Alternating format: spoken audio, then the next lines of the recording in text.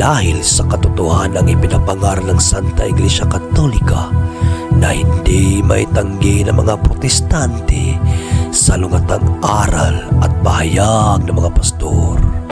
Ilalatad, lalatad, lalatad, lalatad.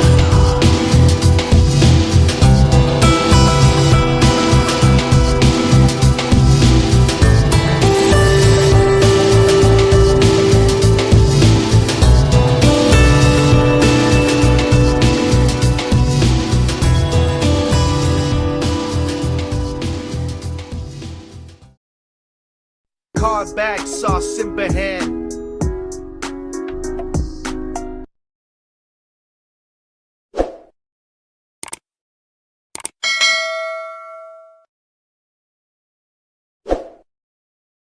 Okay ba yung Brother Dek?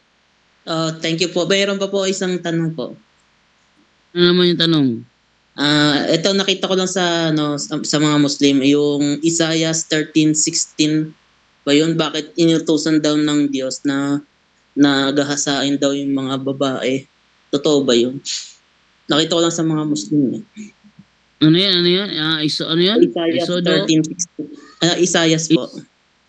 Isaiah 13:16? 13:16 po. 15, 16? 16 po. 16. Okay, sabi ganito. Their children also will be smashed to pieces before their eyes. Their houses will be looted and their wives ravished. Ito ba bro? Opo, yung mga children daw papatayin, tsaka yung mga asawa gagasain daw. Mas Totoo. mas maganda na ating basahin ang kabuuan nito kung ano ang reason, no? Wait lang muna ha. Mayroon muna akong double check dito. Ating ano yun yan? Yung kabuuan niya kasi kapag sila kasi nagturo kasi, alam nyo na, may halong panluloko yan para ma-discourage ko sa Bible. Ano nga yung ulit? Yung talatang yun? Isaiah 13. So, ating double check dito ano? Okay, wait lang. Double check ko lang dito. Isaiah 13. Ano ba ang konteksto nito? Isaiah 13. Okay. Babylonia pala tinutukoy dito, bro. Bro, Babylonia tinutukoy dito, bro. Ating simulan sa uno, ha? Anong turo ng Muslim dito, bro? Anong turo ng Muslim dito? Inutos daw ng Diyos na gahasain ng mga babae, pati yung mga bata. Sa Babylonia? Hindi ko po alam kasi yan lang ang inano ng verse eh. Ating alamin ang buong katotohanan dito. Ganda malaman po. Narito ang isang pahayag mula sa Diyos tungkol sa Babylonia. Sa isang pangitain na nakita ni Isaias na anak ni Amos. Pangitain pala ito. Itayo mo ang isang bandila sa tuktok ng burol. Isigaw sa mga kawal ang hudyat ng paglusob. Lusobin ang mga pintuan ng palalong lunsod. Inutusan ko na ang aking mga piling kawal. Tinawagan ko na ang magigiting kong mandirigma. Malalakas sila at masisigla upang ipalasap ang aking galit. Pakinggan ninyo ang nagkakagulong ingay sa kabundukan dahil sa dami ng tao. Pakinggan ninyo ang ugong ng mga kaharian ng mga bansang nagkakatipon. Inihahanda na ni Yahweh. Teka ha? Inihahanda na ni Yahweh. So ibig sabihin, nagsasalita dito, hindi ang Panginoon na makapangyarihan sa lahat ang kanyang mga hukbo para sa isang digmaan.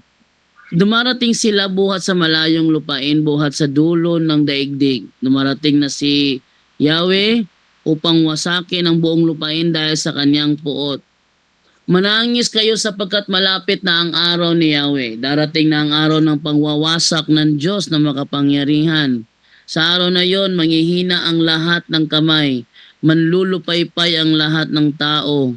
Ang lahat ng tao ay masisindak at manginginig sa takot. Makadarama sila ng paghihirap tulad ng isang babaeng manganganak.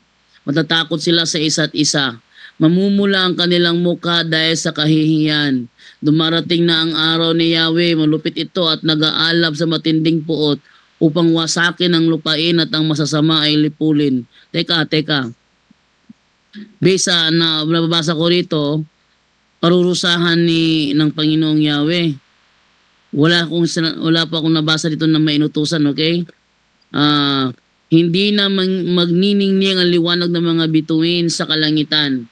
Magiging madilim ang araw sa pagsikat, pati ang buwan ay hindi na magsasabog ng liwanag. Paparusahan ko ang daigdig dahil sa kasamaan nito, at ang masasama dahil sa kanilang kasalanan. Wawakasan ko na ang pagmamataas ng mga palalo, at puputulin ko na ang kayabangan ng mga walang awa. Kaunti lamang ang ititira kong tao at magiging mahirap pa silang hanapin kaysa gintong lantay na galing sa Ophir. Kaya nga yayanigin ko ang kalangitan at ang lupa ay malilihis sa kinalalagyan nito. Sa araw na isinabog ni Yahweh na makapangyarihan sa lahat ang kanyang matinding puot. Parang usang hinahabol, parang tupang walang pastol, ang mga tao ay babalik sa kanilang bayan.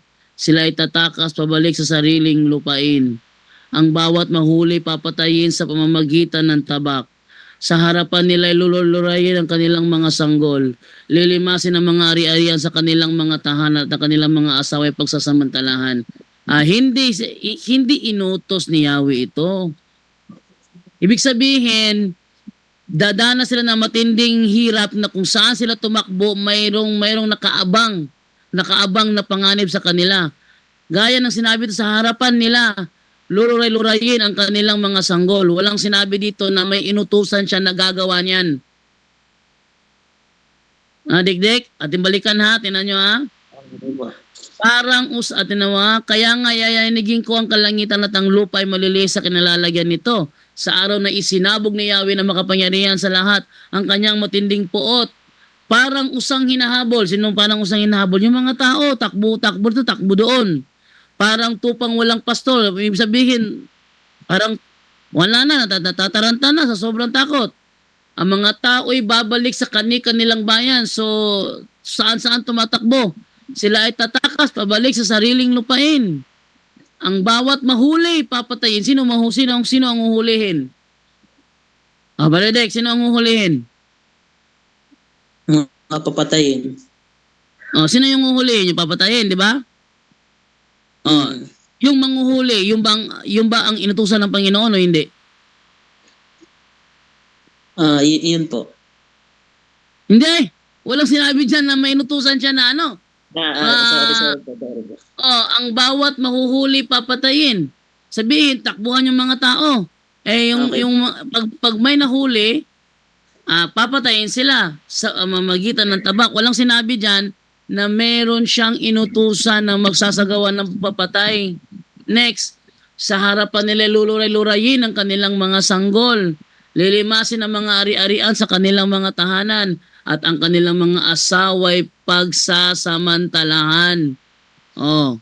So ibig sabihin, walang sinasabi dito na may inutusan ang Diyos na gumawa niyan. Wala. Yung kinuha nila yung 13:13 yung yayanigin daw ng Panginoon.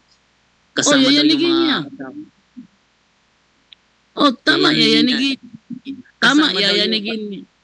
Kasama daw yung samantalaan diyan, kasama daw.